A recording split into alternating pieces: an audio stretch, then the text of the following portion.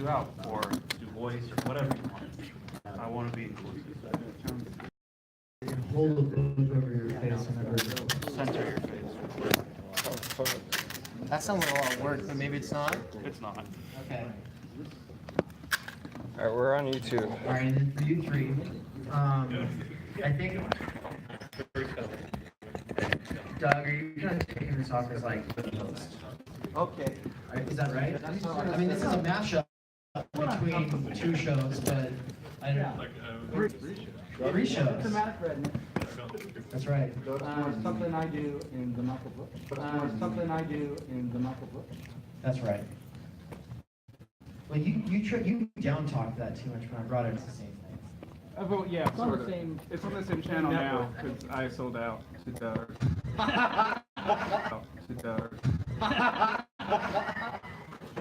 All right, it looks like a lot of other people just caught up with us.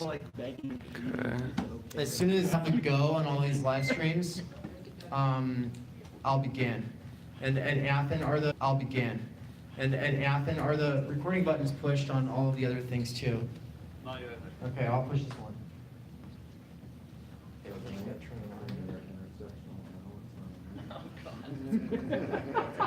By the way, I'm gonna keep asking you every session about that. I talked to him about it. He feels the same way he did about everything. It's basically the same. And it was like, incidents, they're like, let's just have like a research forum, have a handful of people talk about it. We'll figure out when to do that tonight. Video for it. We should. No, we should. I think we should. All right, we're recording. And we are live. We're recording. Everybody, thank you so much for joining. I'm going to make this real quick because... It's loading the live slowly. All Okay, right. now it is. Now we're going. Now we're live. Awesome. I got a lot of thumbs up. Is this one going? No. Now it is. We're going to have this thing down pat so well by tomorrow. It's going to be amazing. Actually, hopefully by the time Rollins is talking tonight, we'll just be like lead off without a hitch, right? So, all right, everybody, thank you for joining. I'm Dave Lisa online, and I'm the president of New Civilization Project at Boise State. It's a club, it's a movement. Read about it in our About section on the website, new-org. It's actually hidden behind this thing. Hey, this live recording thing, I don't think the account thing is working. The what? Take on Facebook. Uh-oh. Yeah, sorry, this is No, it's no big deal. I We've got a second. This is on my account. Yeah. What's up? Sorry, stop. No worries. Just go to the NSD page and do it. It's all right. You'll just miss me introducing this. This doesn't matter. This doesn't matter for that. I'll just finish. All right. So, Wait, new civilization. it doesn't matter. All right. Anyway, so we talked a lot about Jordan Peterson already this morning. We talked about the kind of mood that we're trying to set, the tone. We're trying to be rigorous and mature. We'll see how that works out here in a second. But this is a special mashup, everybody, with Zero Books, their show Zero Squared, and the Michael Brooks Show. Also, Michael Brooks is seen on the Majority Report. So. I'm really excited to invite these speakers to talk about the anti-PC industry, and with that, I'm just going to hand it off. So. I need help with this. Yeah, and I'll help. No worries. This is our last minute thing. I'm not sure if I'm actually. Second, so who wants to lead off? Okay. Hey, Mackenzie. Social justice would be something that could be attained and instead protects people. It protects people's natural rights and their civil rights in good society. Natural rights are those which are command and right of existence. It just are there. And civil rights are the rights that a good society owes an individual so that that person can do things and establish things that they wouldn't be able to establish on their own. So that's social justice. It's basically the project of liberal modernity. It's basically the aim of a democratic society. Okay, it's the aim of a democratic society, social justice. So, why is this creating an anti-social justice warrior industry? If the social justice warriors really, they protected railroad workers from discrimination and facilitated unionization of rail workers. and but that was later overturned. But the progressive movement also was a segregationist movement, had aspects of it which were eugenics came out of the progressive movement. It also led to projects like the Prohibition. You know, it was repressive as well as emancipatory. So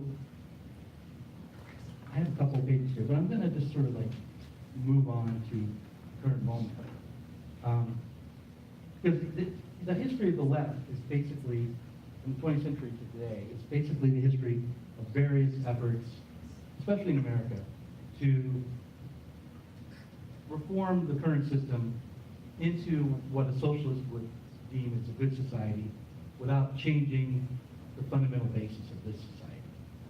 And that project of the American left has just always kind of turned on itself. And actually, I would say that that liberal project is really the project of both parties in the United States. You can't really understand the left as strictly the Democratic side, but the libertarian side, the anti-government side of liberal politics is just as legitimately a part of the liberal tradition as the progressive side is. And both of them are never going to succeed in their project because the society we're in sets up contradictions and creates unintended consequences. So the social justice warrior today comes after the end of neoliberalism. It comes after really a lot of success to create individuals and to atomize people and set up a polity that is based on individual rights alone. And so it aims itself, the social justice warrior aims itself at individuals. This is a moment where we no longer think politically, not primarily. And so rather than try to affect policy or reform the system, the social justice warrior wants to reform people's attitudes, wants to change the individual. And in that way, it's not that far off from the progressives of the late 19th and early 20th century, because there was a movement then to change the character of the working person and to make them fit more easily into capitalist order. And that's sort of what's going on today as well. So, yeah, so that's where I respond. So I want to say that I guess the social justice has been playing off of the failures of the social justice movement. We have to understand it, and we're going to go beyond this dichotomy. If we're going to go and we're going to do something about the anti-social justice warrior position, which, by the way, I think is a deeply reactionary one, which is sometimes even an anti-enlightenment or anti-liberal project. Think about that. We're going to have to do some politics and try to create a more radical movement than we have. So that's how I'll start this conversation awkwardly, and I'll pass it off to Michael Brooks. Hi, can people hear me well? Yeah. In the spirit of neoliberalism, patreon.com/TMDS. Today, like literally, go on. I think it's great that Doug set up a broader historical context for understanding this. I want to sort of identify three things that I think are relevant for looking at this industry. One is a lane I like, which actually we briefly before lunch, which is how the right funds movements and uses cultural wedge issues in this country, which you need to understand if you want to understand any of this stuff. Number two, I want to talk about basically making a distinction between where this reveals problems and flaws on our quote-unquote side and how we need to address them. And then number three, disaggregate that between the areas where we have to just say, right, we have fundamentally different politics. We want a world where everybody has health care. We want a world where everybody has rights which is a problematic term, but let's go with that, rights regardless of their category. We want, actually we want a legitimately free society. Our political opponents do not share those goals, from very basic questions of civil rights that liberals understand how the American right works. And I think, and Jane Mayer's Dark Money, this is much more profitable than reading Robert Nozick or some other libertarian masturbation from Harvard.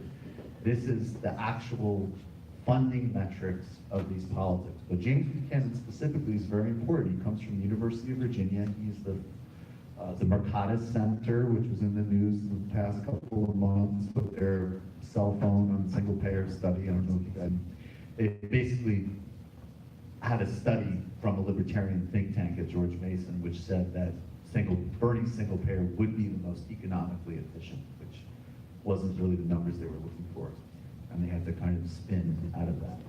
But it's a history, which if we start with Buchanan, but also she traces to James Calhoun, who was an important Southern foreign policy maker, and goes through Chile, where some people said he was more important influence on Pinochet than Milton Friedman. And it goes to the fascist candidate who's leading in Brazil today, Jair Bolsonaro, who actually has University of Chicago advisors as well. And the project is to protect capitalism from democracy. All the talk of like liberty, the real issue is they flip Marxism in a way. It's actually that capitalists are creators and productive, and then they are exploited by leeches, which is everybody else. And political institutions need to be designed to protect that endangered group of people, essentially the capital class. And they oppose things like Brown versus Board of Education. They oppose civil rights, which they did. But because they recognize that any type of federal intervention over states' rights to privilege individual rights over a state's ability to govern itself however it wanted posed a danger to the whole thing, to repressing labor, to the whole economic system. And relevant to the anti-SJW stuff, these people have also been very adroit and very smart about, in the 70s and the 80s, funding people like Jerry Falwell and different sort of Christian right-wing backlash groups. Very smart at using things like vouchers, which are less trendy now, but they used vouchers to simultaneously try to detoxify their brand in terms of race, because they framed it as a justice issue about people having access to good schools, but also as an attack on the very premise of having universal public education. So if you look at the Koch brother funding of Dave Rubin as an example, you look at the fact that this is the latest wedge, this PC culture thing. And that's why when you look at most of these people, it's always a smuggling effort. It always starts with Jerry Seinfeld can't tell jokes anymore. Later in the algorithm, that's why you gotta get rid of the EPA. Right? That's how it works. And it's the latest of a wedge. We're just in the 21st century culture war. So in 2014, I was the one on my shows like, Gamergate, I think I'll be doing a segment on Saudi Arabia. Thank you. But unfortunately, Gamergate was a precursor of literal, like today's cultural backlash politics. So it fits into that history funding networks, and it fits into that, which is those wedge issues, and we need to recognize that, just politically. Number two, there's the question, and this is where, this stuff is more complicated, because obviously when we go back to something as simple as Brown versus Board of Education or apartheid, there's no argument, like, again, this is the simple stuff. We're on the right side of it, they're on the wrong side of it. We need to defeat them. This broad amorphous term, political correctness, which means everything, so therefore means nothing, is a stand-in for almost endless varieties of things that people wanted to mean, from either what I would say would be obviously a positive commitment to clearing social space and healthfully redefining norms. I actually don't have a problem with that. and, and at times smart and necessary cultural critiques. And then also censorious, sort of, I would say basically kind of like upper middle class social manners games. I mean, there's new study which is making the rounds, and it's so funny because it's only getting shared by logic, lord, schmucks, and Marxists. And who sometimes can be, yeah, you guys gotta be careful. So, but it shows that Americans across the board, basically, they don't like this thing political. As this, it's not, again, it's not a clearly defined term, so we don't know what we're talking about. And if you start to break down the micro segments, there's a segment of the populace, which I think they say is about 20%, which is really like a Republican base, which is like white identity politics driven, and they don't like political correctness because they don't like equity. They don't like justice. They are, in fact, all the adjectives that we can throw at them in any kind of functional sense. But there's also another interesting finding. The only thing that exceeded the general public's hatred of political correctness, and again, this is broad, this is across racial categories. I think the only segment it polled relatively well with were college-educated whites. Every other group didn't do well. It did slightly better with African Americans, but not well. The only thing that exceeded it in terms of public dislike was hate speech. So that's a very contradictory finding. If you're not disaggregating between a strong public commitment to oppose bigotry, to oppose forms of oppression, with a whole other set of social mores, language policing, and uptightness, which people associate with political correctness. So I think there is room, and I don't have all the answers at all, but there's this room in this middle category of jettisoning our weak points so they don't have easy fodder for their content, which they'll put out anyways. And also more subtle types of thing that Doug is pointing to, like, and Adolph Reed and other really important people of like, how do we actually have, how do you synthesize dealing with the particularities of different group oppressions, but also you need to have mass non-atomized movements, because literally the only hope of any kind of left is going to involve large, overwhelming, and coherent numbers, because outside of that, the money and the power is not with any left project, period. And so the third thing I would say is just to briefly conclude, I mean, that to me is kind of the project. You got to identify where it's coming from, how it's being used, and it's to a much larger right-wing propaganda history that could take us from South Africa to Virginia to Brazil to Chile. And then it's where are we doing wrong? And then where do we have to identify we support rights, they don't. We want this greater democracy, freedom society, they don't. And that politics becomes conflict, and that's what we gotta get serious about, power and winning. So I am going to take a third approach, although I'm gonna add a book to Michael's list there. I would suggest people read Philip Morowski's Never Let a Good Crisis Go to Waste, about the relationships between the Mount Pelerin Society and these other about, because it is there. And I've always thought the Milton Friedman thing was way overplayed, that there are way scarier people at the University of Chicago. Yeah. Matt, normally I take the super high view, but I'm gonna personalize this a bit. I was a person linked to the anti-SJW industry by epistemology and all these kind of, like, I would say buzzwords really, that are associated with justice. Now, what's fascinating about that is what I like to call the Whittaker-Chambers phenomenon. So the Whittaker-Chambers phenomenon is when somebody, say Whittaker-Chambers, Whittaker-Chambers. huh? He just said it. Yes. He said it. Oh yeah, Whittaker-Chambers, starts to identify something they see as legitimate or illegitimate on the left in, let's say, Soviet spies, and tries to speak to the left about it first, gets shunned as a traitor, and then ends up becoming a traitor. So you get that with Whittaker Chambers' famous book, Witness.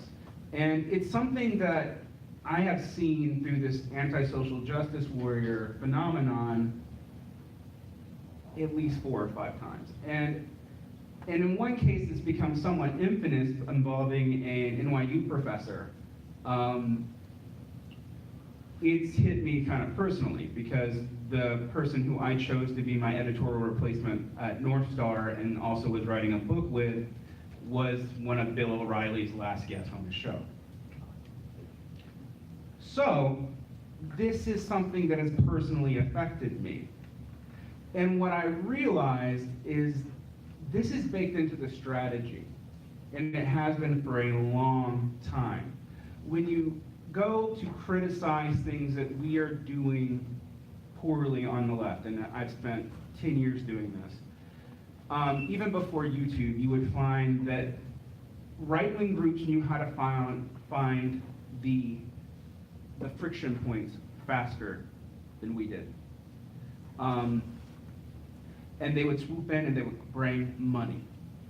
All right. One of the things about being doing this anti-SJW, particularly if you're a former leftist, you can get fairly rich doing it. All right. It's a guaranteed book deal, and working in publishing. I just feel like I can't say what I think anymore. I'll see you guys later.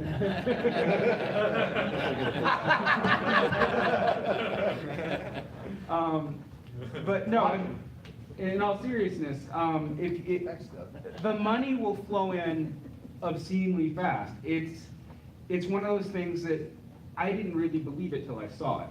Right. And I saw it personally. So,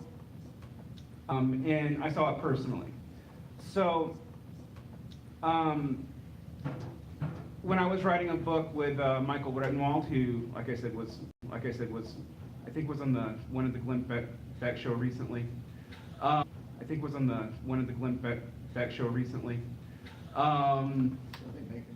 Yeah, he's making the circuit. And he got a right-wing publisher. He's in the New York Post all the time. And I'm not going to accuse them of being corrupt. I really don't know. But I know for a fact that his book has distribution chains that we just use. That's not true for this industry. And it is an industry. I like to bring it up with the Whittaker Chambers. It does go back to what Doug was saying. There's a history here where there's a fault line in our way of thinking about rights and our way of thinking about what we want to do. In Marxist terms, we would talk about it as formal versus substantive rights. But the right actually understands that better than we do. They know where to single in, they know when a breakpoint is, they know how to use the algorithms. One of the things that would be right. I'm sort of infamous for having the dubious distinction of I'm really destroying my own cred here. Of the dubious distinction of meeting Richard Spencer at an anti-war protest in 2007. And no one knew who he was until, 2014, 2015? Yeah, I think that's about right. I mean, even though he had money behind him, he was at one point a section editor for the American Conservative, back when Pat Buchanan was still part of it, I think. And what they learned, because the alt-right doesn't have the money, I will say that, they don't. But they learned how to play the algorithms perfectly, so they could show up on our feeds when we made a critique. They knew how to throw in the right words, they knew how to market themselves. So when you showed up and you search, I don't know, Adorno, you'd find me, scene, and they could parasite off of our feeds. And they sound like they're talking about the same things we do, and they're not. And I don't want to make it sound like there's a vast right-wing conspiracy out there, but sometimes there is a vast right-wing conspiracy out there. But what's sad about that, and where we do have to really work, is the way we often handle when someone makes these critiques is shunning, is shaming, is things that makes us look frankly crazy. One of the stories I've told, and I've told it a couple times, after Mark Fisher wrote the piece for this blog, and I get, he was actually doing it as a favor for us. People were calling the British equivalent of children's services on him over an article. Wow. I mean, it was insane. They swatted it. Yeah. When you go through that, and I haven't, it can easily flip people. And then you throw in money, it's right there. Yeah, so I want to pick up there. Okay, Surprise. Okay. I'll try to do that. Michael's got the big bucks. So yeah, I want to agree, but I feel as though that we have to talk about, like you guys are talking about when you talk about how the right takes advantage of us and how the right understands our contradictions better than we do. That's a really important point. We need to understand what's motivating our own critiques and our own approaches to each other. I mean, I just kind of, on a religious impulse, think that if we try to understand what we're doing, we will get somewhere. I mean, I'm not sure about that, but if we try to understand what's motivating our critiques ideologically, like what the traditions are that the presuppositions are that we're absorbing without even knowing it, that we might make some headway, not only like theoretically or academically, but also in the way we operate online with each other and the kind of political projects we take on. So that's the hope here. So that's why I started with this kind of big picture rather than talking about the industry itself. And we also might use a better understanding of the contradictions within the liberal tradition, understand our opponents better. Because I think sometimes you're right, that they just hate equality. But sometimes what they really just have different priorities within the same framework. Like they really care about, and it's because of classes. It's not like because they're taking it through. They just care about property rights and free speech and the individual, which are all things that we also care about, but we reprioritize them. I mean, that's what I'm talking about libertarians, not like Richard Spencer here. So I think we should better understand the right so that we understand their contradictions and maybe do that to them, what they do to us. Understand, go after them. I mean, you do it every day on your show.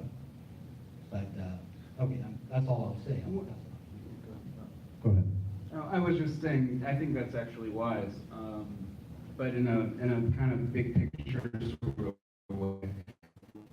There's a sort of a theory of contagion where we're doing thinking we also have inadvertently adopted it because we don't know what it is. For example, one of my favorite things to talk about is liberty, and leftists, Marxists included, have often ceded liberty to the right.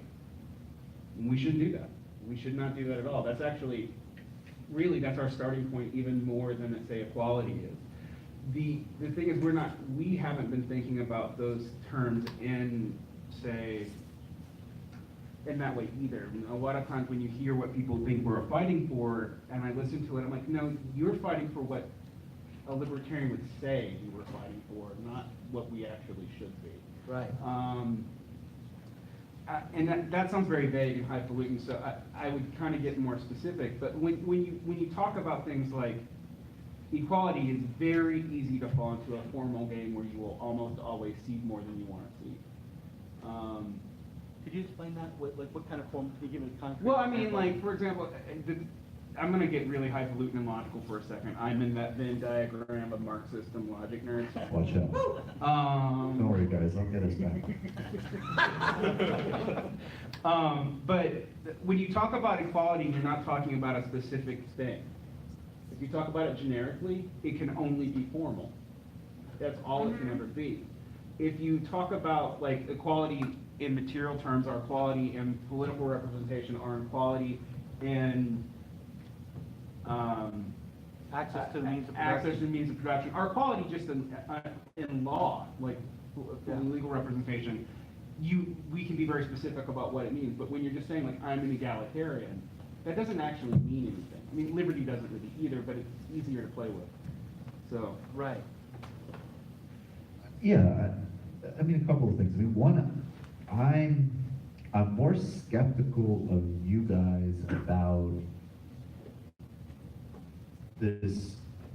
It's not that I don't think that there's incredibly rigorous thinking on the right. And in fact, if the left could adopt something from the right, it would be being way more strategic, way more serious about power and getting actual power, not just countercultural power, but like actually getting institutional power.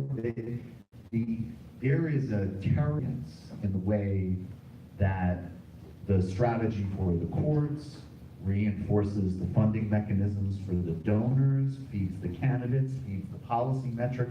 There's no corresponding thing on the left. And partially it's because, obviously, in the United States, we ceded, we don't have a countervail, like some variant of socialism is the countervailing macro answer to their answer. So we have everything from, Bill Clinton will triangulate in their context that they created, or will sort of fight on these relative margins. Now, it's always important to remind us that these margins, tens of millions of lives and well-being are at stake, so they matter.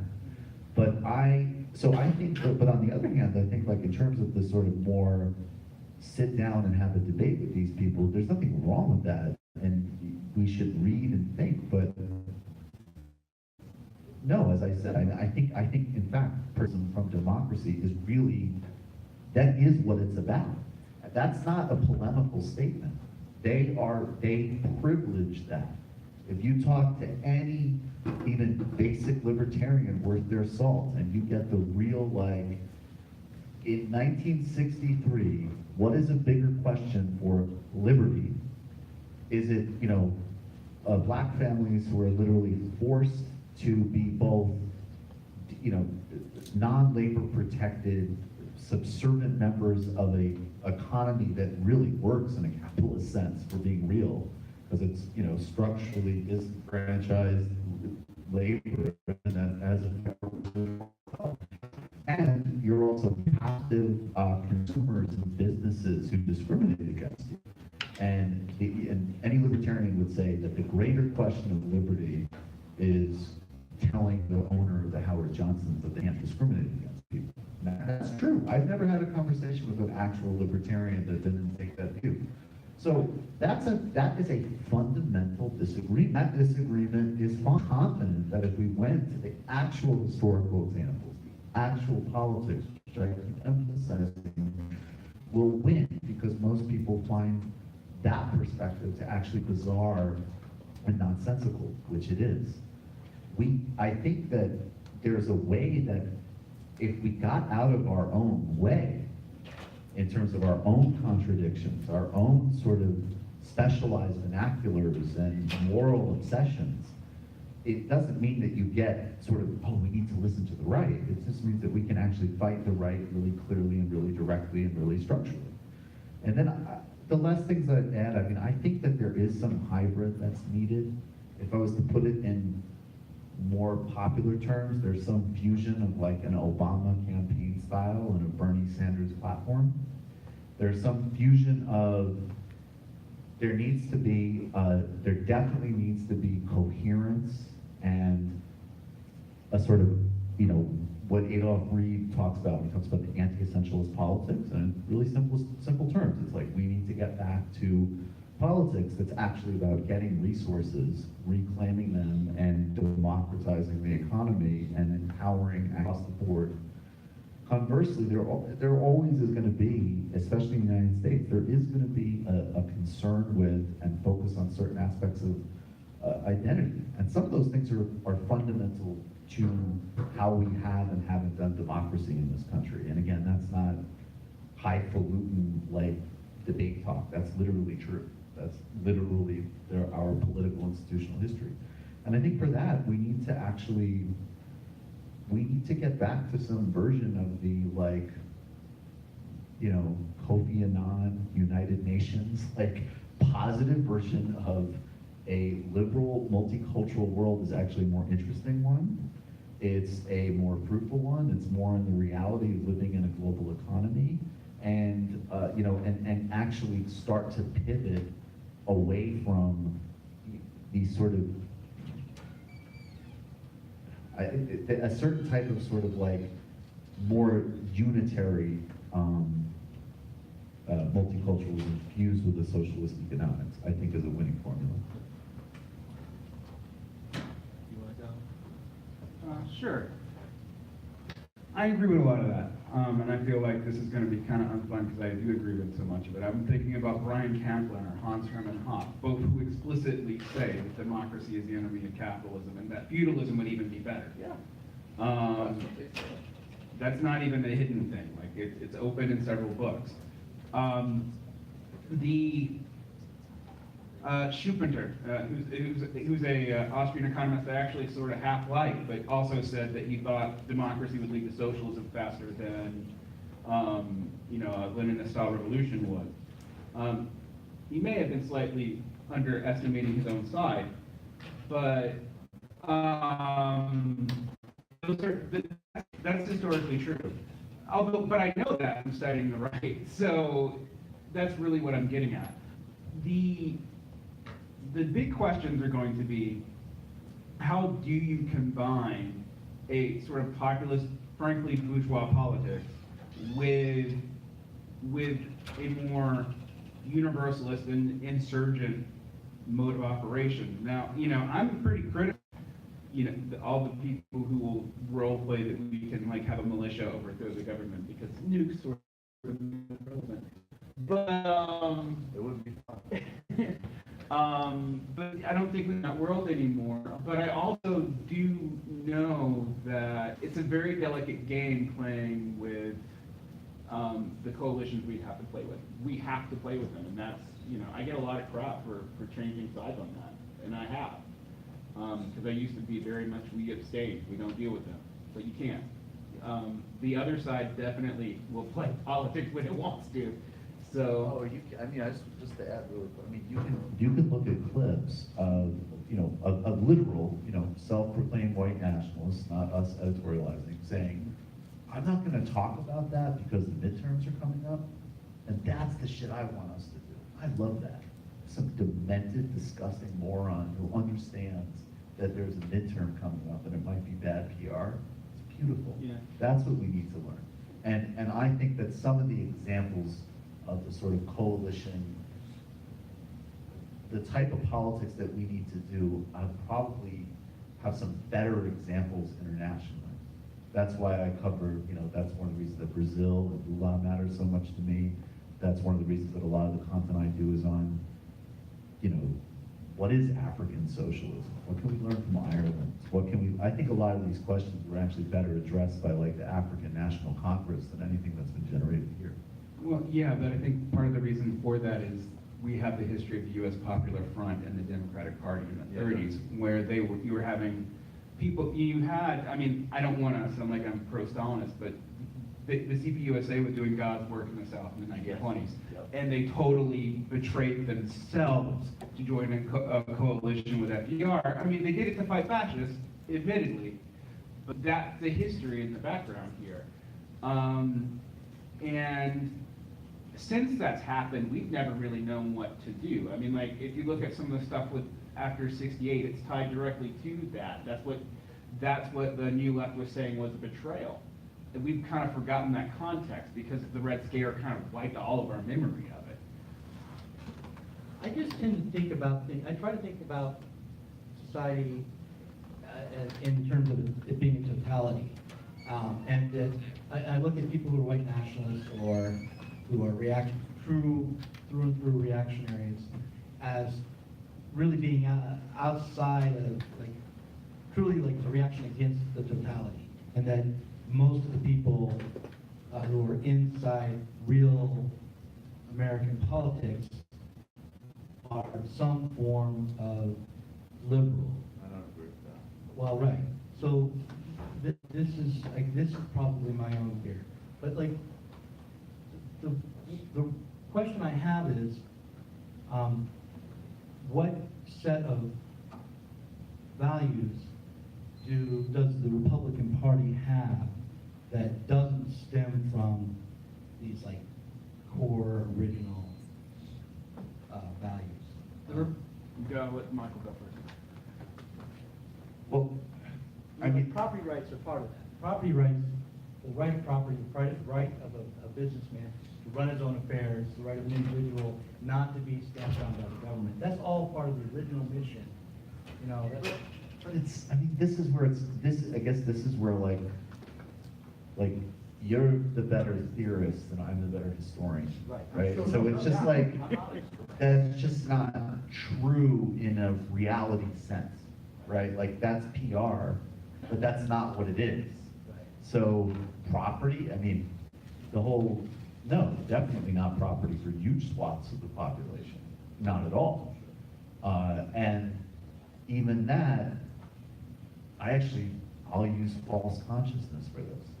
Matt Taibbi had Matt Taibbi actually had a really good report. He said, he was talking to some like, I'll just say like, but literally like pizza shop type owners in Westchester, people who had like businesses that actually really are stressful to run in this country. They are small businesses, and these are not part of the elite. And in their micro world, they do deal with, say, as an example, they have to fill out too many forms. I had to fill out too many forms to come here, as an example, right? Bureaucracy, we all hate bureaucracy. I'm a natural Republican that way. They have to fill out too many forms, they have to pay too many, licensing agreements, and they're correct in their small world experience. And then what they did was they would be like, yeah, and this is the same thing with, this is what Treasury is doing at Goldman. And I'd be like, what the fuck are you talking about? Like, Goldman writes what Treasury does. You like, or whatever. So you're not part of that. You're not part of that at all. So the Republican Party is a fusion, and it has advantage because it has more coherence. The Democratic Party does not have this coherence, but it's a fusion of big dollar donors who care about writing rules that favor them. And that's not abstract, I believe in da-da-da-da-da, because if they did, they would oppose, eminent domain. There's all sorts of ways in which it's like when the rubber hits the road, then everybody would say, well, we have to oppose the Keystone Pipeline because literally you've got cowboy farmers in Nebraska who look like photo spreads of a quintessential good goddamn American who vote Republican. They're saying, don't build this pipeline, it will ruin my farm. Fuck you. What's your campaign donation? That's how that actually works. And the reason the culture and the race stuff matter is because that has been the formula. If you have an economic plan that does not benefit most people, what you have is you have cultural grievances. And the last really quick point I'll make, research from the 80s that Stan Greenberg did on so-called Reagan Democrats, right? That's like the original flip voters from Democrat to Republican. They showed two things. They said, we believe that definitely pro-big business and don't have our economic interests at heart. But we also think that they will crack down on Mexican people and welfare. And Democrats are lying. They really are also bought by corporations, which is largely true. And they'll be nice to minorities. So we're going to go with the guys who will punish minorities. And so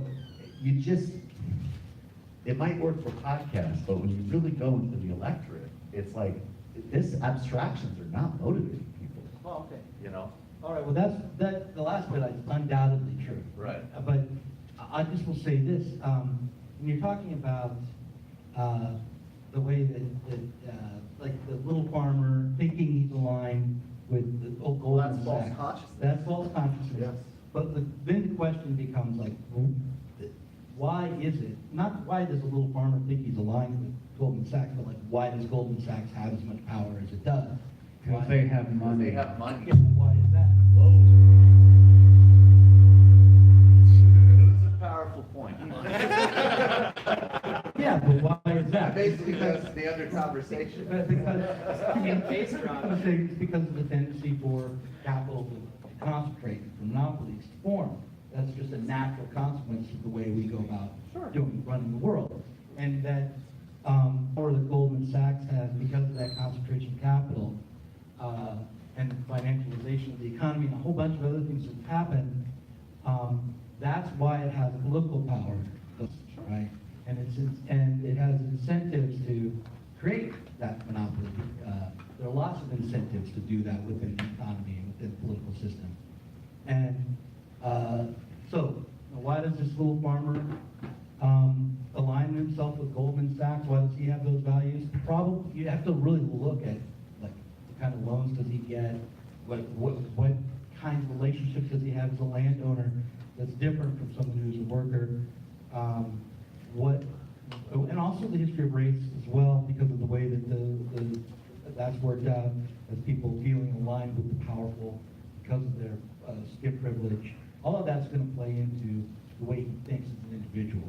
The question I'm asking is, like, how do we think when we're trying to break through a system that's setting up these perverse incentives?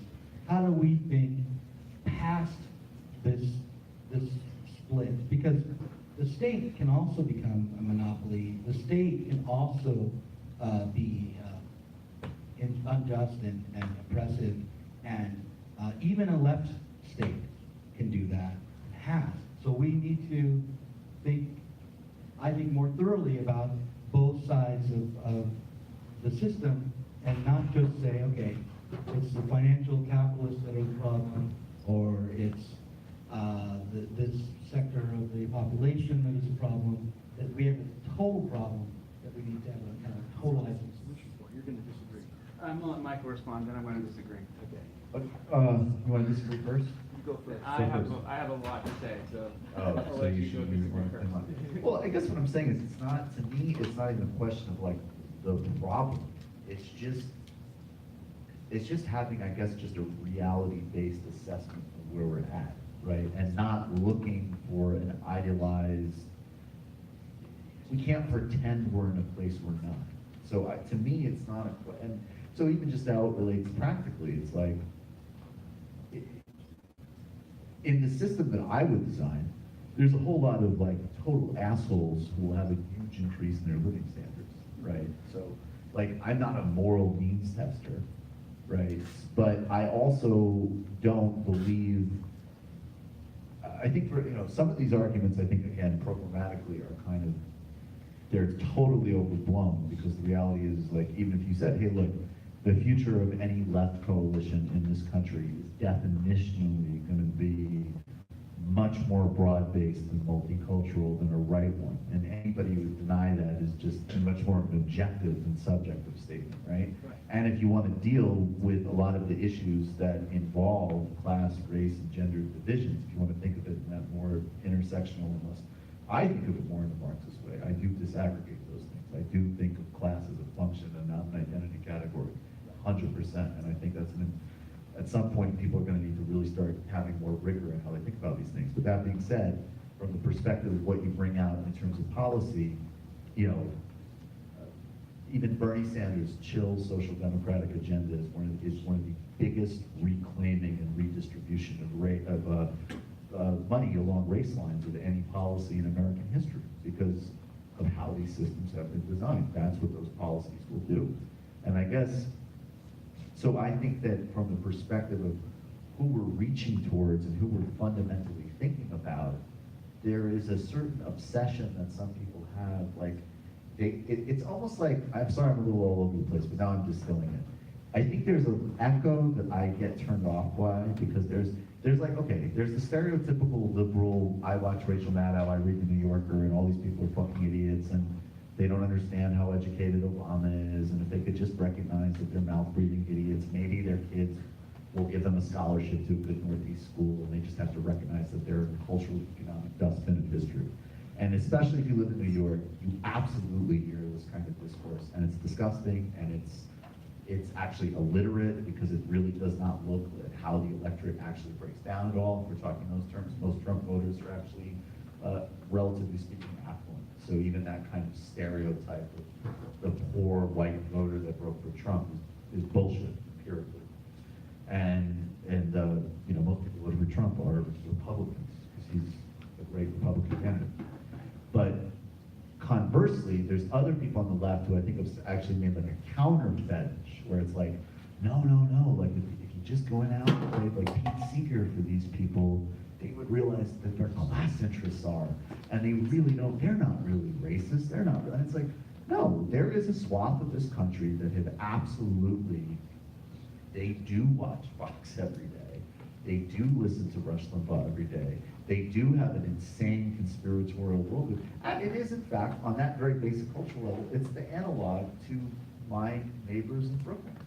They are totally identified with a certain set of cultural politics, which actually, in a lot of the cases, does benefit their economic standing. In some cases, it doesn't, and they don't care. And I think that our focus, when we talk about these macro structures, should actually be more on, you know, actually either people who maybe are already quote unquote on our side, but don't have the sort of like full rigorous analysis that they could have, and a lot of other people who are sort of free floating between things and maybe receptive to what you're talking about, versus going to this obsession of let's go to the most extreme out there people in these culture wars, because you know, if they just heard a little bit of Marx, like, you know, like, so like, well, no, I'm not caricaturing you, but let me do it for a second because it's fun. There's some people who it's like, if we just got on Laura Ingraham and mentioned Gramsci, there'd be some guy and he's like, you know what? I'm gonna go do immigrant rights solidarity. I realized that I'm actually a non-gender conforming woman named Stephanie. I apologize, you know, like, that's not how it's gonna work. That's not where the base of those first steps of us redrawing these maps and broadening out this coalition is gonna be. See, I wasn't really talking about whether or not some parts of the world are racist, and certainly wasn't talking about whether or not the well, people out there, random people, wherever they are. I'm sure lots of them are racist, and obviously the Democratic Party is going to be more multicultural, and the left broadly is going to be more multicultural. We do care about equality because we understand that to have freedom, you have to have some basic equality. Right. So, I mean, I'm not saying that the right is just as good as we are. No. And we're the right side of the liberal. We're the ones, we're the leading edge. We're the ones who are there. So what the problem is, but I do think that we need to understand that we still have a lot of the same contradictions in our own politics that we need to work out, and that basically, if we understand that's our project as supposedly like the leading leftists, that's what we're doing when we're on Twitter and we're debating these things, right? We are. Don't feel like that. No, but when people go on Twitter and they argue fine points of political theory, whether or not intersectionality is really important or not, they're thinking that their opinions matter, right? And that their thinking matters. And so rather than to hold to a line as if all the problem's already been solved. You know that my answer to those Twitter disputes are, right? Yes, I know. Lula libre. Go take a run. Yeah, get off of Twitter. Right. But the point is that rather than approach each other as if within the world as it is now, there's already an answer, and some people just aren't with the program. The way that I think to approach this is we are still working on an answer, and we need to talk to each other and read together and think together if we're going to get anywhere closer. Now I want to hear what your objections were. Crap, Yeah. I want to hear what you say. I'm going to start off with my normal critique of what you just said, which is that's some nice Marxio-Gnosticism you have there. If we all just believe. That is very You know, I like to think about this in terms of the history of the Republican Party, which is a fascinating history, and I'm going to be really quick about this. The Republican Party is the party of Lincoln in so much that Lincoln was a progressive bourgeois individual. And that's what its function was. We are no longer in a period of progressive bourgeois anything. And To say the least. and actually your economic analysis and your focus on that would indicate why, right? Because we don't have as many, I know it doesn't seem this way, but we don't have as much profits to go around. So the people who want to benefit have to hoard, and they start acting like forms of society that actually predate capitalism. And that's perfectly consistent with Marxist theory. And that's not about like ideas. Yes, there are libertarians who are idealists, and you can probably run some of them over. But they're also probably like 5 people, and they're not in power even in that movement. No, they write pieces for a reason that nobody cares. Yeah, and like, because everybody who had any power has already become a Trumpist and given it all up anyway. So like, Or followed it to its logical conclusion, in my opinion. yeah, become Hans Hermann Hoppe. Yeah. So those are that's where you end up. And I really, I think this is as much about ideas, although if you understand the ideas, you can start to see it. Right.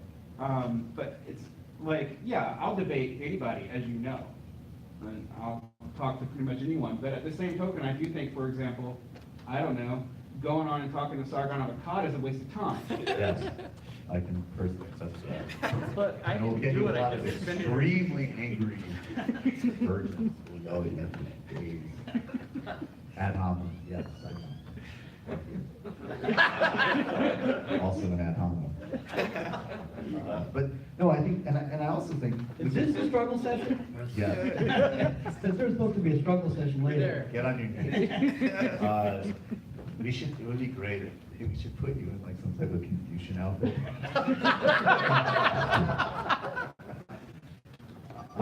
I want to say something.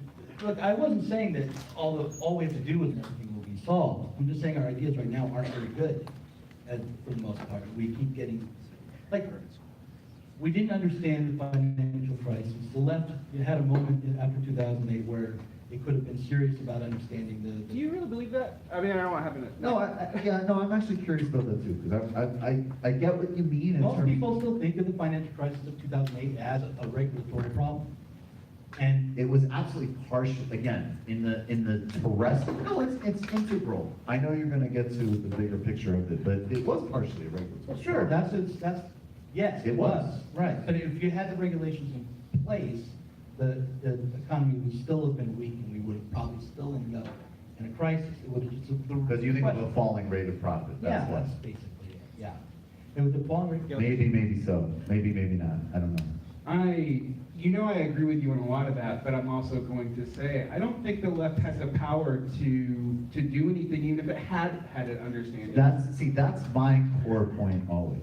And of course, look, where you're right is if we think better, then theoretically we'll perform better. Right. But there was zero, but like, in terms of political reality, like, we weren't even in a point during the economic crisis to have a Keynesian social democratic response to it. There was not even the constituent pieces there.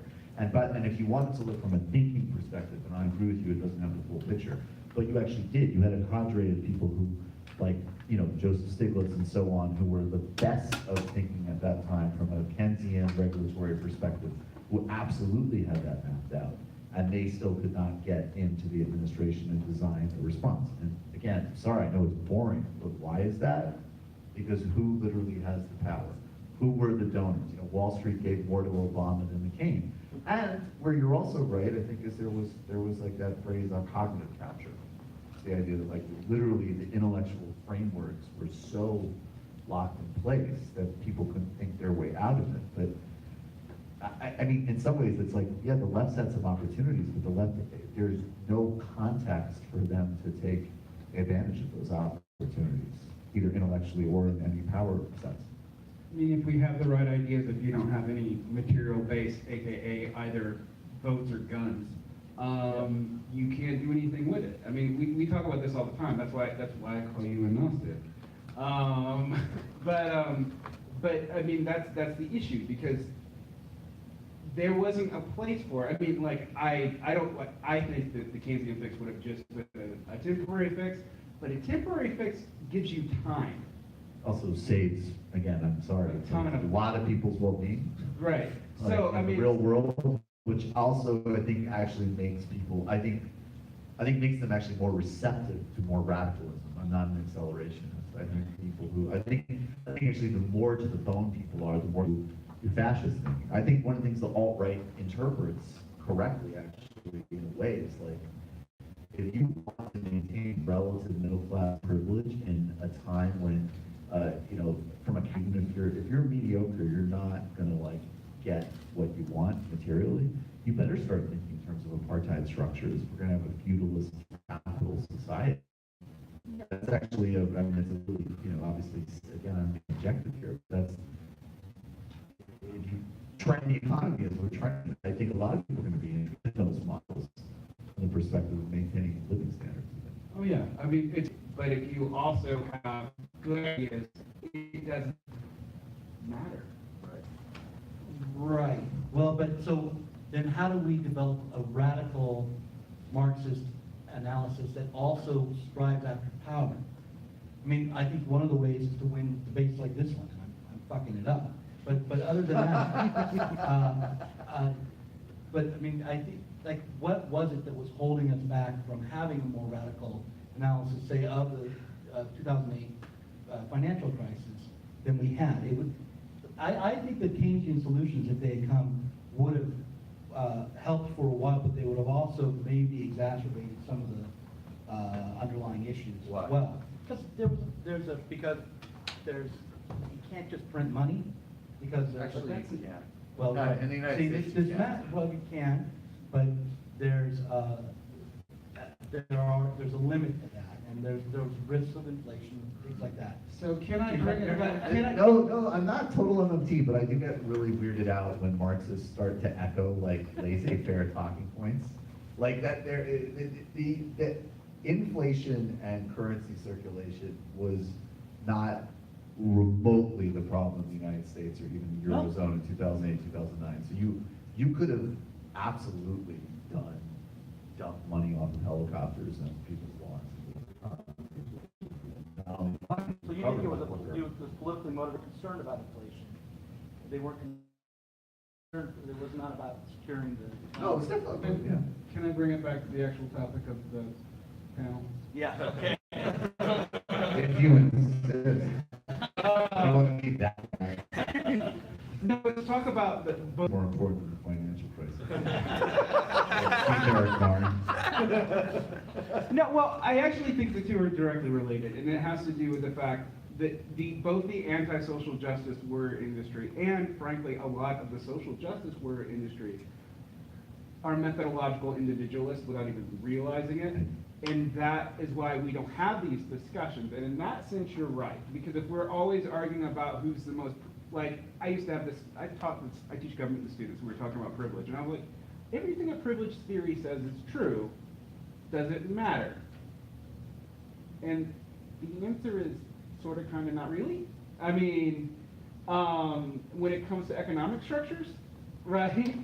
So what do you do about that? And, you know, Adolf Reed has the best answer on that, and I don't love everything Adolf Reed says, but even basic redistributionist policies would help more black people than reparations likely would, just in terms of scale. Right.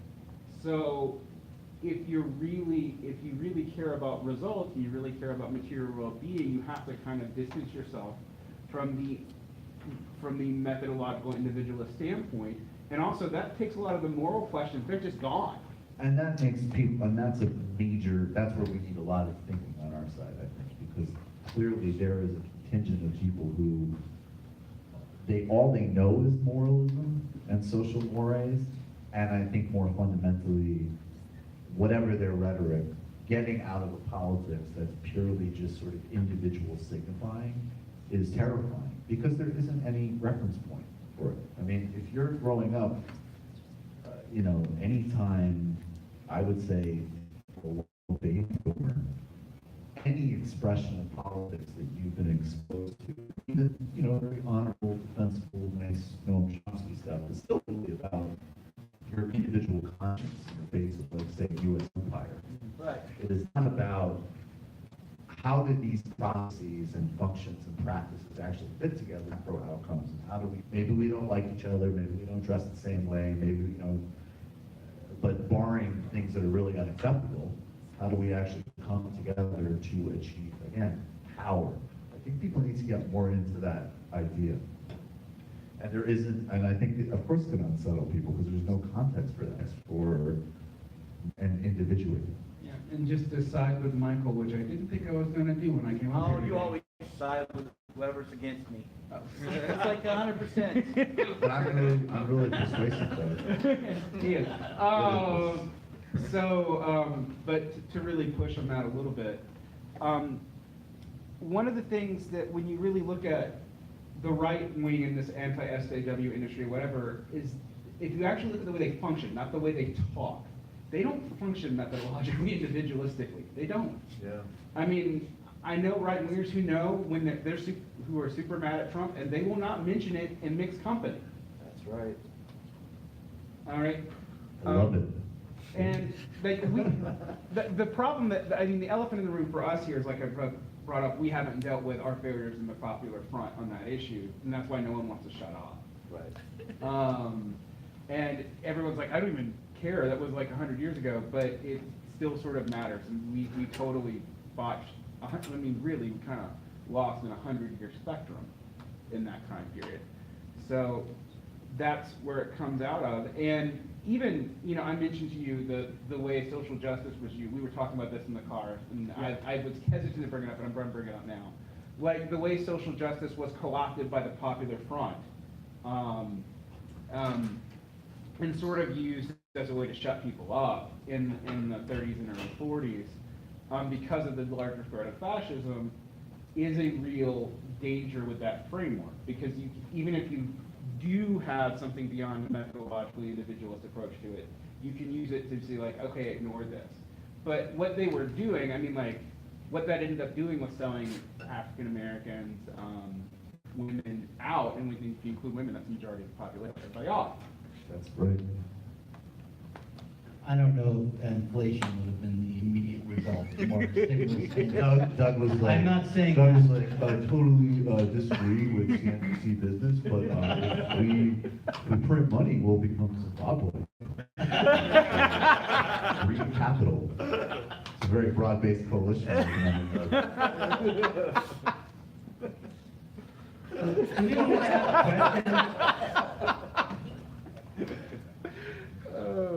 Bobby thought he could print his way out of it.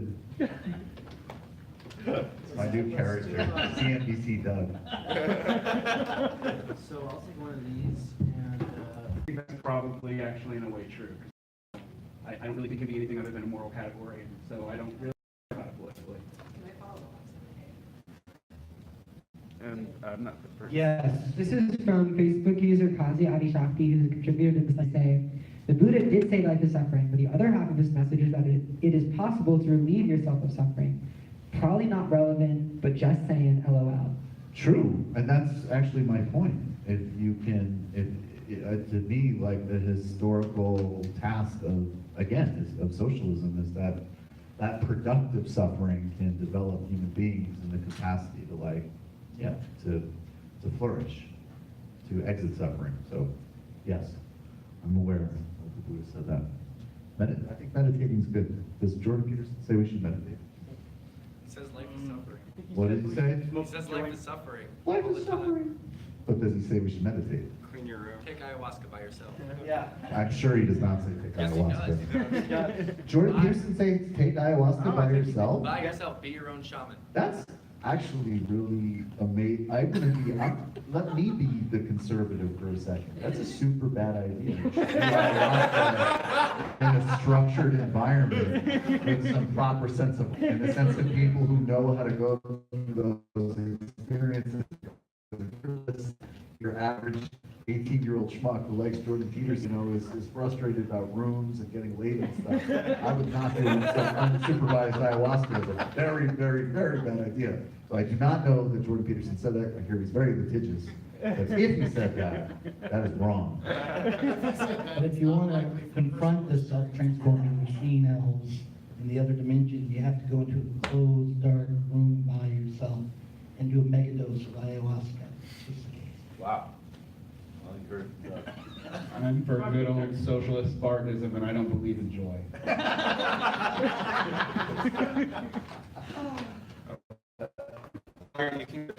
Oh, me? Okay.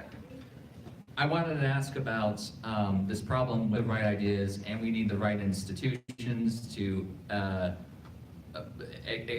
enact power along those ideas. And I wanted to ask about like the horrible division of labor between intellectual labor and manual labor, which apparently has workers who don't think, who are trained to manage or grow their subscriber counts. Like the Slimy Clearing channel, please come to our Patreon and subscribe to us. And I have this question. So, yeah, that's what I want to ask is like, how does this division of labor warp this? Yeah, go ahead. You talk for me. There's, that division of labor is going to always be with us as long as we live under capitalism. And that's a cop-out answer, but it's also completely true. That said, it's probably good to occasionally work with your hands. I mean, I know this sounds like a crazy hippie bullshit answer. I spend a lot of time in my garden and I do a lot of physical labor work because it's good for me to remember what that's like. And it's not because it's like good for your character or some horseshit like that. The worst time in my life was when I was having physical labor jobs. But remember that because in the world of socialist commentary, we're all kind of managerials or petit bourgeois, or, I mean, I call myself a labor aristocrat. I don't know what the hell I am. I don't manage anybody, so don't really produce a commodity, but fucking cool. Thanks. But you know, it's a very specific thing that I do,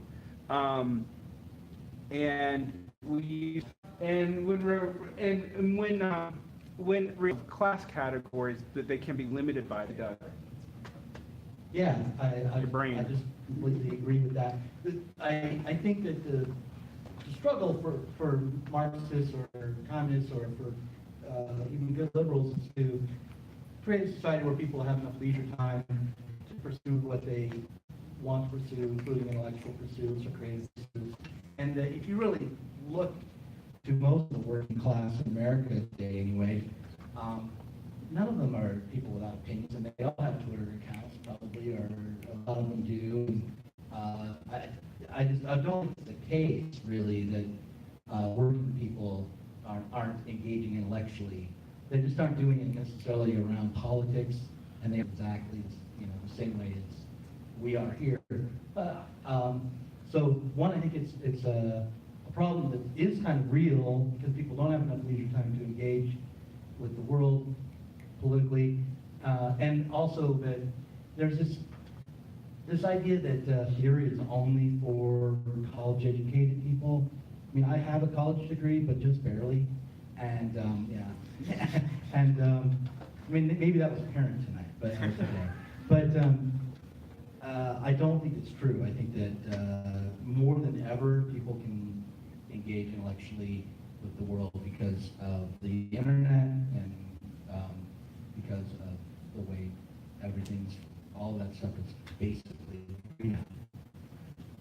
I agree, as I actually think when you talk about those divisions, at least, and I mean, I'll just inject myself briefly into this. I have a very weird, everybody who meets me always reads like, oh, you're from New York or Massachusetts and you're upper middle class. And I'm from New York and Massachusetts, and my family were counterculture hippies, and they were incredibly poor on a financial level, like legitimately financially. Like, people say that, but like we were. I won't go into details of how that looked. But also, they were partially because they made counterculture choices, and that's its own thing, right? But, so,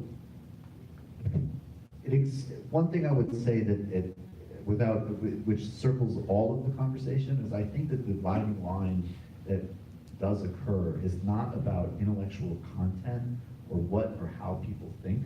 It really is a mythology that there's, it really is social training, not intellectual capacity, and I don't say that to be like politically correct. I say it because like that's what I experience and see and think. And I do think that, and where some of the divisions come up and where it's actually relevant in this SJW conversation, is and the coding and the mores, and it's just exhausting and repulsive for most people, including people, by the way, who might be from, I mean, a lot of this anecdotally, I'm talking like absolutely across racial, gender, and class backgrounds, and having nothing to do with the merits of any policy prescription. People are 100% on board of, you know, structural racism and so on, but in terms of dealing with confronting those issues. But if you hit them with the language of, you know, campus processing sessions, and endless levels of verbiage about privilege this and that, they don't like that shit. And I do see that and, you know, again, I guess I have a little editorial here because I guess it annoys me too, but I'm saying really objectively. And I think that's something that could be relevant for this conversation. I think also relevant, again, I think there's a positive liberalism in the sense of, you know, there's nothing, the same issues in terms of confronting those justice issues could be framed and brought to bear in a different way. Even again, in some ways, like, rhetorically Obama does some of this stuff very well. I look at that. But that's where I see the division, not in the work, not in the intellect, but in the social posturing. Can I ask you a question? Yeah. Do you think if Obama had been the next FDR and had implemented those Keynesian policies, that we would be experiencing this moment with Trump, that there would be this reaction? That's incredibly hard to say, and I'll make it really, really narrow. And I'll say no for an incredibly narrow reason, which you're not answering, which is that I think writ large, the backlash that Trump rode, and unfortunately now, from my side of this argument, your side, there's a lot of polling now that really is like, people who voted for Trump actually rated themselves as most confident about the future economically. They do well economically, and it's a lot of racial gender backlash politics. That's empirically indisputable. However, the votes that he picked off that actually gave him an electoral win, which are a fraction of his overall votes, but where they came from and who those people were, combined with who stayed home. There's a New York Times article of African American voters in Milwaukee who didn't vote, explaining why they didn't vote. Correlate that with, I would say, literally 100,000, 50,000 people in those key states who might have been those people who were brought in by the scam.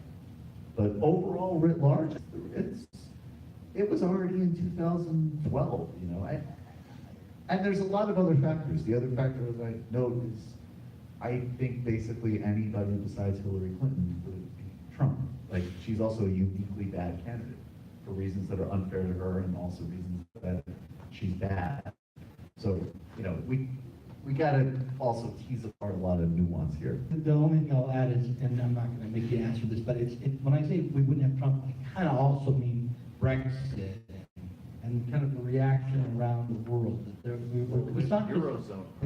Yeah. So, I mean, the only thing I'd say is the only counter to that would be look what's happening in Brazil.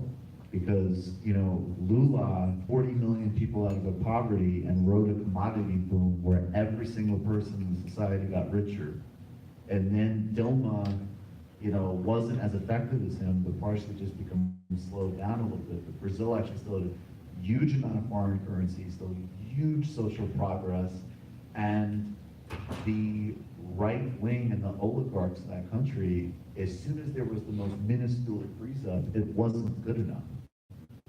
And they did have a huge amount of reservoir of social resentment, politics, which they have exploited, and now they're going to literally elect a fascist. So anyways, Brazil actually really disturbs me because yes, we could say here, Obama, neoliberals, the socialist parties in Europe failed, austerity across the Eurozone.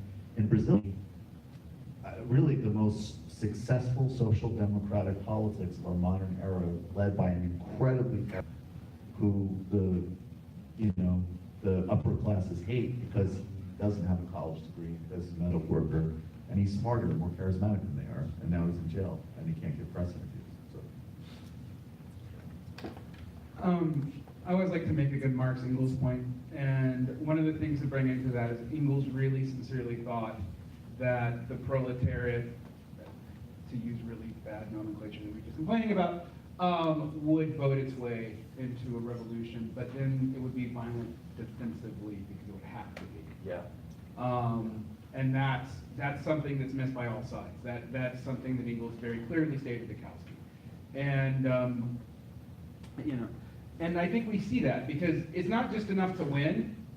You have to win and also not slip at all. Right. Because, I mean, yeah, really, even look at the Bolsheviks. I mean, like, the moment you step back a second, Yep.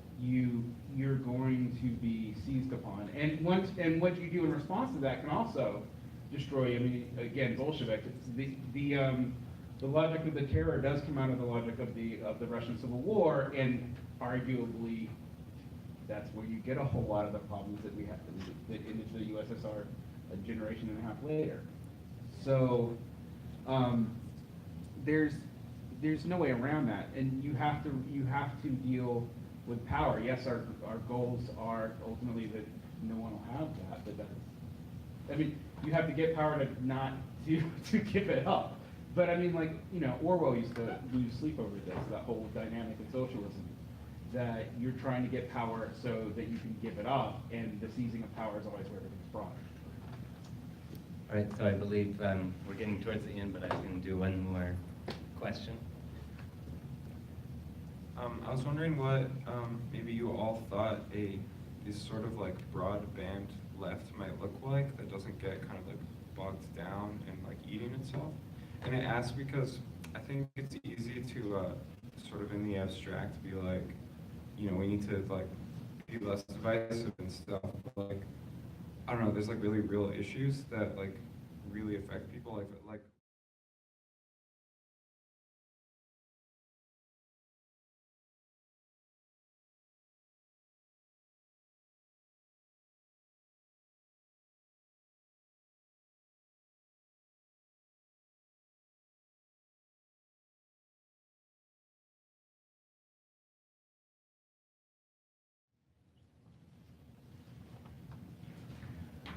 I want to say the Socialist Party, a new Socialist Party, but I know that that's not politically realistic, and Mike is sitting right next to me, so.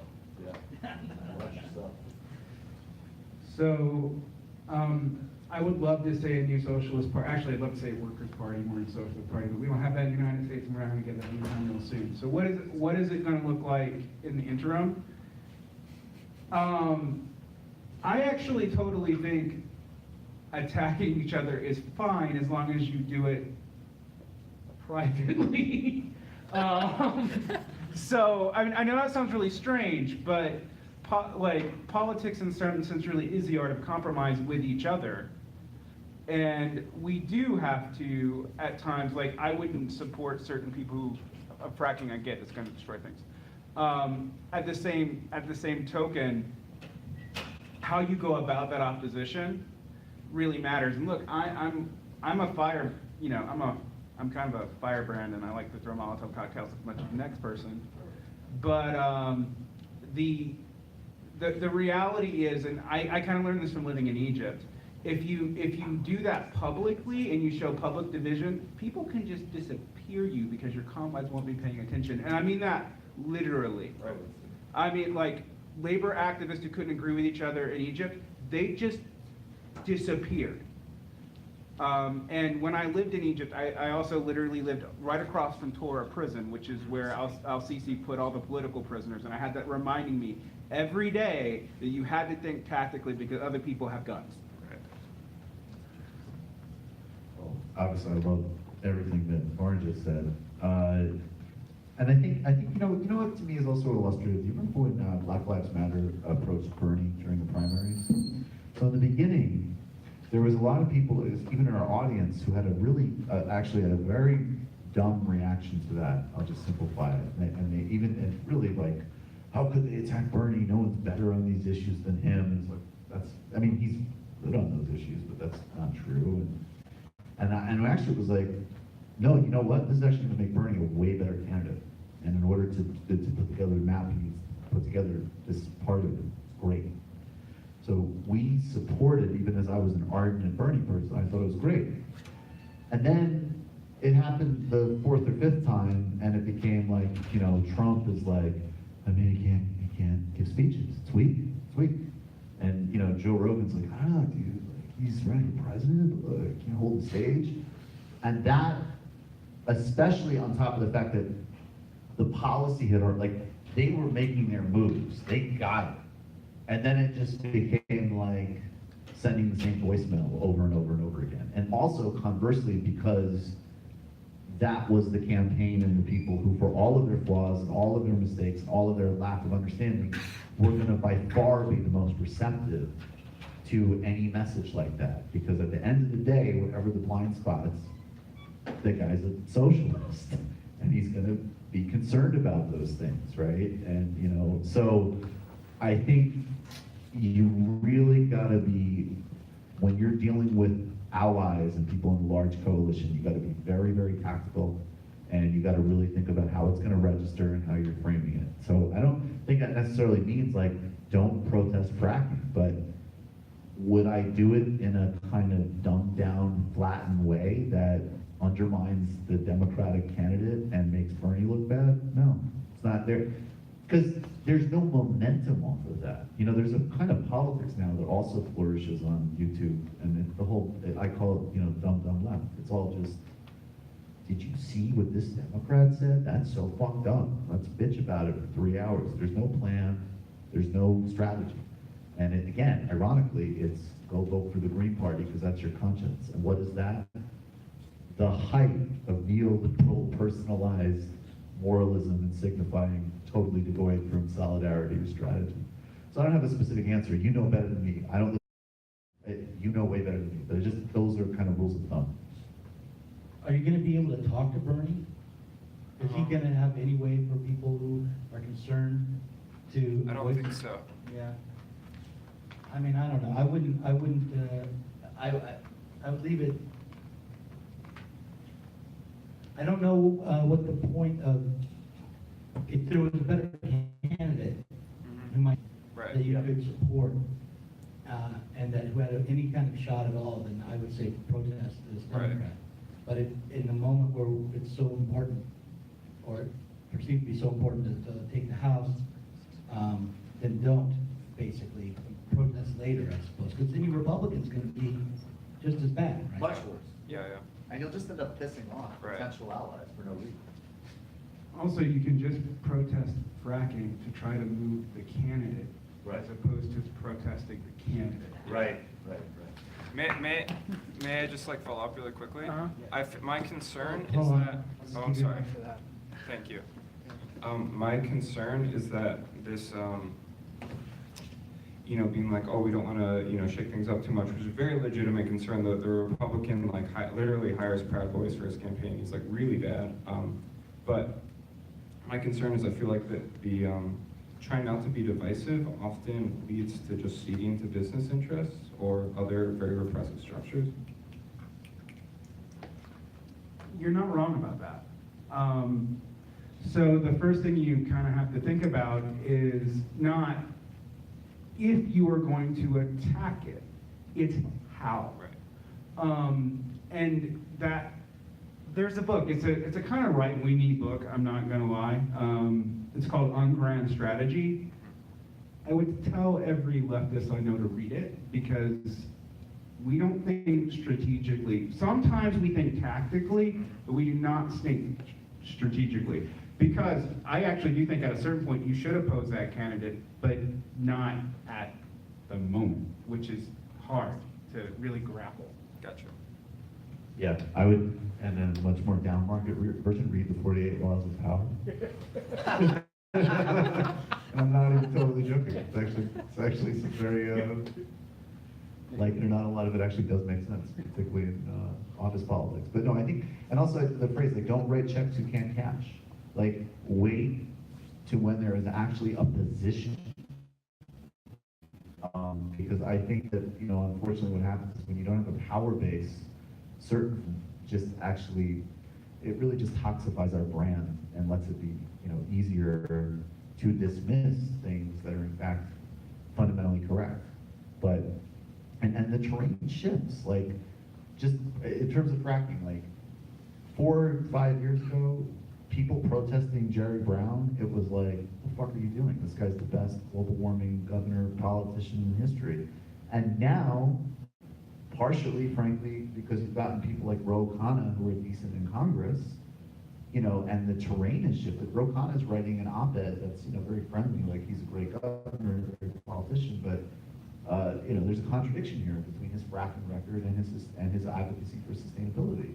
So the context in which you approach him in his legacy building time is, you know, and in a different media environment is totally different.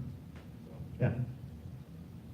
All right, everybody, this is good timing. I think we're right on time to close out. So you each get to say goodbye, basically, and then everyone gets a short break before breakout sessions kick off at 3 p.m.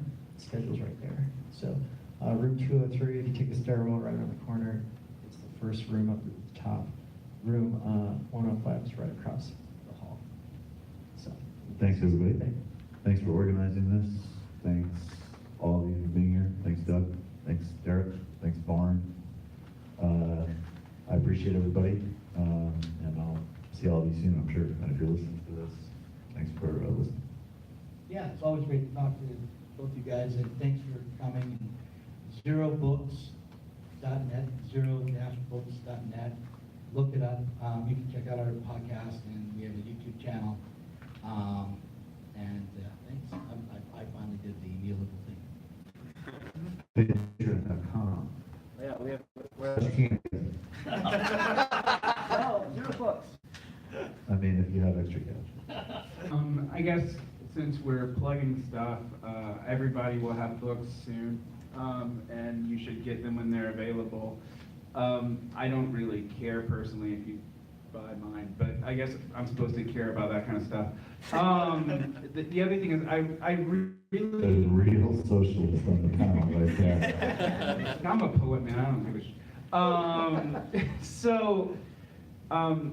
I really think that this has been an interesting panel, and I think you guys have asked good questions. And the thing that I would encourage everyone to do is, the best way to thank me is to hold me accountable.